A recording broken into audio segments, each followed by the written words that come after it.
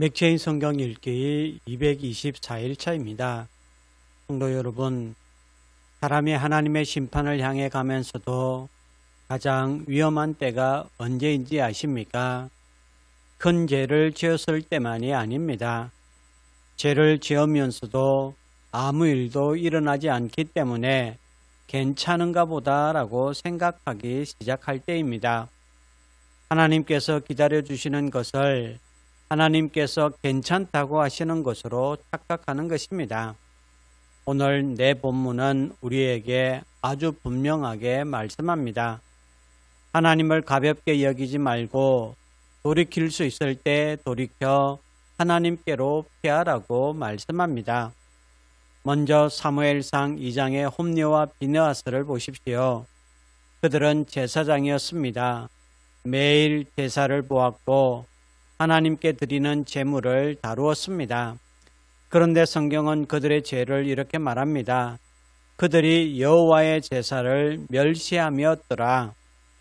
놀라운 것은 그들이 예배 밖에 있던 사람들이 아니라는 것입니다. 예배에 가장 가까운 자리에 있으면서 하나님을 멸시했습니다. 예배는 드렸지만 하나님을 두려워하지 않았고 거룩한 것을 다루었지만 자신의 욕망을 내려놓지 않았습니다. 사랑하는 성도 여러분, 우리도 예배의 자리에 오래 앉아 있으면서 하나님을 가볍게 여길 수 있습니다.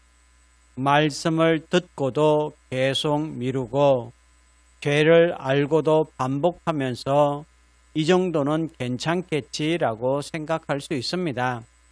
그러나 하나님은 말씀하십니다. 로마서 2장은 한 걸음 더 나아갑니다. 왜 하나님께서는 죄를 범한 우리를 즉시 심판하지 않으실까요? 바울은 말합니다. 하나님의 인자하심이 너를 인도하여 회개하게 하심을 알지 못하여. 하나님께서는 기다리시는 것은 죄를 허락하셨기 때문이 아닙니다. 돌아올 시간을 주시는 것입니다.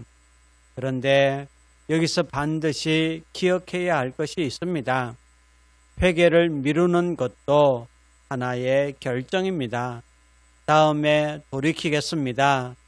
조금 더 있다가 고치겠습니다. 아직은 괜찮습니다.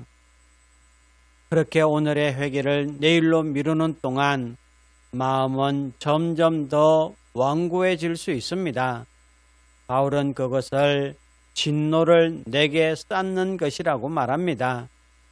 그러므로 아직 하나님께서 말씀하고 계시다는 것은 은혜입니다. 깨닫게 하실 때가 돌이킬 때입니다. 예레미야 41장은 경고를 가볍게 여긴 결과를 보여줍니다.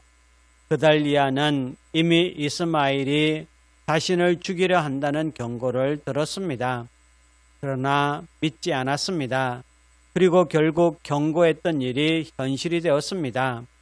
여기서 오늘 우리에게 두 번째 질문을 던져야 합니다. 혹시 하나님께서 이미 여러 번 말씀하셨는데 나는 아직도 설마 이렇게 생각하고 있지는 않습니까? 말씀은 우리를 겁주기 위해 주어진 것이 아닙니다. 살리기 위해 주어진 것입니다. 그리고 오늘 마지막 시편 15편과 16편은 심판의 이야기 한가운데서 구원의 길을 보여줍니다. 시편 15편은 하나님을 경외하는 자의 삶을 보여줍니다. 그러나 이것은 착하게 살아서 구원을 얻으라는 말씀이 아닙니다. 시편 16편에서 다윗은 분명히 고백합니다. 하나님이여 나를 지켜주소서. 내가 주께 피하나이다. 구원은 내 의로움에 피하는 것이 아닙니다. 하나님께 피하는 것입니다.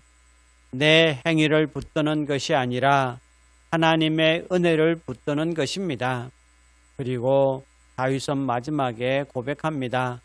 주께서 생명의 길을 내게 보이시리니. 신약은 이 말씀을 죽음을 이기고 부활하신 예수 그리스도와 연결합니다.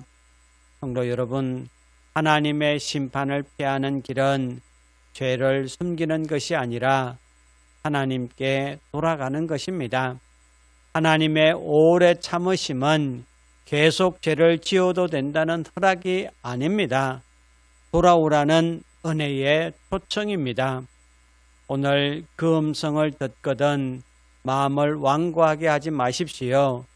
죄에서 돌이키고 말씀을 믿고 그리스도께 피하십시오.